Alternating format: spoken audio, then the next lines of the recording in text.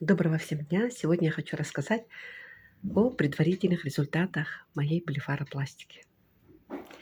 Сегодня уже прошло 18 дней после операции. Сделала я ее в октябре 25 числа 2023 года. Сегодня середина ноября. Так вот, во-первых, швы у меня вот такие вот. Они прямо вот чувствуются, рубцы здесь у меня. Я их ощущаю. И вот такая вот шишечка на одном глазу. Было на двух, но вот здесь вот рассосалась шишка. Нету шишечки. Ну, что я хочу сказать. Во-первых, у меня глаза стали разного размера.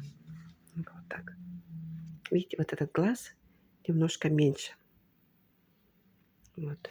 Я прямо чувствую, вот приоткрываю, как будто он мне не открывается до конца.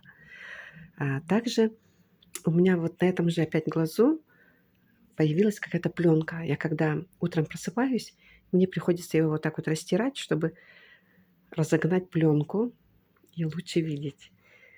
Вот даже сейчас улыбаюсь, и глаз поменьше размером. И еще опять же этот глаз у меня, когда я крашу подводкой по ресничкам, по краю ресниц, то он как будто немножко под наркозом, как будто бы. Понимаете, он как будто нечувствителен. И это как-то напрягает. 3 недели почти прошло, но не знаю. Я очень переживаю вот за эти недостатки. Или, может быть, это все пройдет. Врач сказала, что пройдет, все будет видно только на 4-й месяц после операции. И что я еще делаю? У меня кожа предрасположена к келоидным рубцам.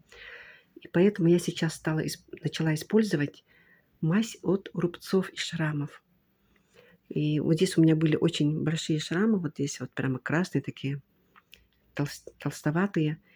И они как-то немножко уменьшились. Прямо их сейчас незаметно же, правильно? Вот. А вот здесь вот чувствуется, что они есть. И видно, и чувствуется. Ну, вот как-то так.